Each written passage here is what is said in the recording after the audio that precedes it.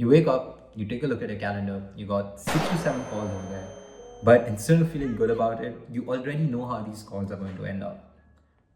People seem polite, people seem interested, but they're not making a decision on the call itself.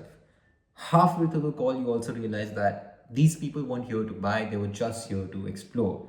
And it's like watching the same episode over and over again and expecting a different result. So, in this video, I'm going to explain why low quality calls exist in your business. Now, before I begin, I have some pointers written out and I'm going to take a look at it and go over everything. But I want you guys to understand one thing, that this problem that exists, the low quality calls, is a side effect of progress. So if you have a coaching program, a mentorship, a course, and you're facing these issues, that means you're doing something right. And if you aren't, then just please skip this video. It's not going to be helpful at all for you.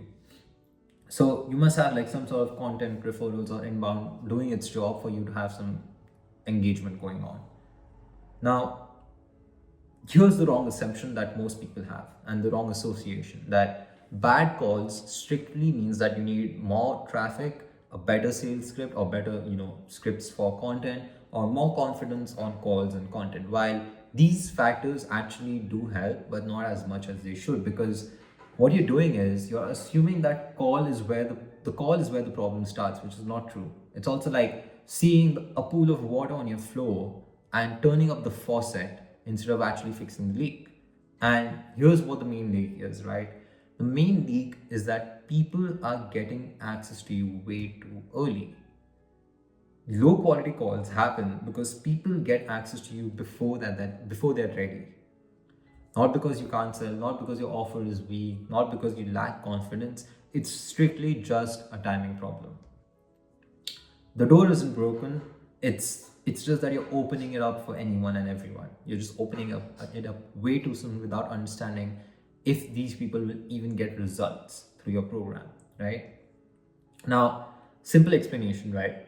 There is curiosity on one end and there's readiness on the other end, right? Curious people always want to ask more questions. They want to explore more. They want to understand more and deeply, right? And ready people are different. Ready people already make their decision and they're ready to act. That's it. They made their decision. Now they just want to figure out who they should trust. And that's where you need to change things out a little bit, right? It's like walking into the gym and looking around versus actually hiring a personal trainer. Both of these people are interested, sure, but only one of them is ready to take action.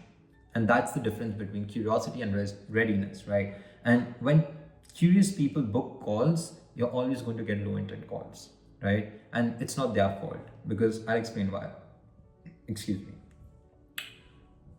The second thing is that you are always you're always focusing on fixing the wrong things as well. You're optimizing for the wrong metric, right? Because most people, again, they optimize for a full calendar, which is not a bad thing. You should optimize for a full calendar. You should have fast booking links, right? You should have as many as calls as possible. But what you need to do is you need to have some sort of access control and timing before you actually do this, right? Because what you need is you need more quality of calls. You need more conversions. You don't need more conversations. That's just going to not help you scale your business, right? Imagine you have 100 calls and you have a closing rate of 20%. But if you have better access control and better timing, you might have 50 calls, but your closing rate might be 60, 70%. And now you're immediately saving a lot more time, but making a lot more money, right? Now, scale doesn't want more conversations. It wants better timing, fewer calls, and higher intent. That's what scale actually needs. And those are the things that are going to help your business get to like 50K per month.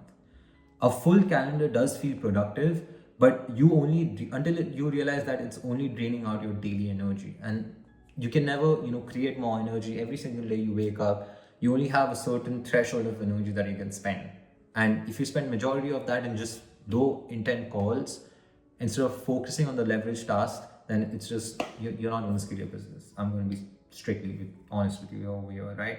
Now, most people also think that content is the fix, right? Better content. But content is just like a store window, right? The only purpose for content is to get you more attention, right? People are going to stop. People are going to look through the store window. They're going to give the attention. People might even walk in, people might even follow you, right? But that doesn't mean people are going to buy from you or check out, right? Curiosity does, invoke attention. It does get you more attention, but booking calls with curious people is not going to get you more sales. Booking calls with ready people, that's a whole different game, right? So another way I want you guys to look at this is that if content also fixed this problem, that would mean that more views means more sales, which is true. Or actually, no, that would mean that more views would mean more better calls, which is not true, right? Sure, more views might mean more sales, but that would not result in better conversion rates. And clearly, that's not happening. I've also seen this sales coach that I was doing setting management for, and he had, I think, 5,000 followers, and he hit like 50K with just 5,000 followers on IG, which is absolutely insane. But that just means that he was aiming for readiness rather than aiming for curiosity, right? Now, the reason why these calls also feel draining is because what you're doing is you're trying to convince people rather than helping them make a decision, right? And most people think that, convincing is sales, which is not true. Sales is just making people, making it easy for people to make a decision, which is better for them, right? For the betterment of their own good. Low intent calls, they feel long, right? They feel heavy because you're trying to convince instead of helping them decide. And convincing is always going to cost more energy than deciding. And I told you this before, every single day you wake up and you only have a certain threshold or certain amount of energy in your day, and you can't create new energy just by doing nothing, right? So you need to preserve your energy, you need to make it much more efficient, you need to have the right things in place that give the access at the right time so that these people are ready to buy, right? And what's going to happen is that the drain feeling that you're going to get, it's not burnt out, it's just friction. So here's the access sequence that I want you guys to understand. For example, let's look at doctors or something, right? Think about a doctor. You don't walk into the surgery trying to figure out what's wrong with you. You take tests, you get more context first, and then the conversation about surgery or a cure is given out. So what you need to do is you need to have a clean system where the call isn't where people figure out the things, right? Where people make the decision. Same thing here. You need attention first, then you need context, and context, basically consists of three things, which is trust, proof, and clarity. Trust is basically speaking the right emotional language of your ICP. Proof is basically having more credibility, like case studies, if you have results, testimonials, all of that. And clarity is basically giving them an actionable roadmap, or just making it easy for these people to visually see that they can get to the point that they want to get. And that is basically clarity, right? And then you get them access. Because now you have you have right type of people filtering throughout the system rather than just opening the door for everyone. And this way you increase your show up rates and your close rate as well.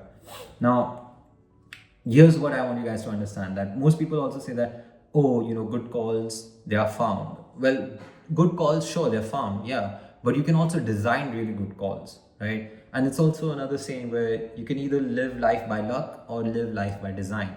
And I would rather choose to live life by design, and also, rather fix my clients' businesses as well through designing, So you don't need more people. Please understand, you don't need more traffic. You don't need more content. You don't need, better scripts or something. What you do need to do is you just need to control your access. You need to time when people get into the calls, right? And what's going to happen as a result is that when you have cleaner access, and when I say cleaner access, all I mean is that VSLs, pre-call strategy, no-show strategies, all of that stuff, right? What happens is calls get shorter. People are high intent, people are just ready to just move forward. They've watched all of the content that you've sent them, and you also get more piffs this way, and growth finally stops feeling chaotic. It feels calm, it feels boring, it feels repeatable, just like how a scalable business should feel. And that's exactly what you're going to aim for: boring and repeatable and scalable. That's the only thing I want you guys to understand. So here's what I want you guys to understand as well. Nothing is wrong with your offer, nothing is wrong with you. It's just the timing and the access control. So if this clicked, and you know what needs to change, that's great. I'm glad. If you have more questions, just drop it in the comments, and I'm going to see you in the next video. Peace.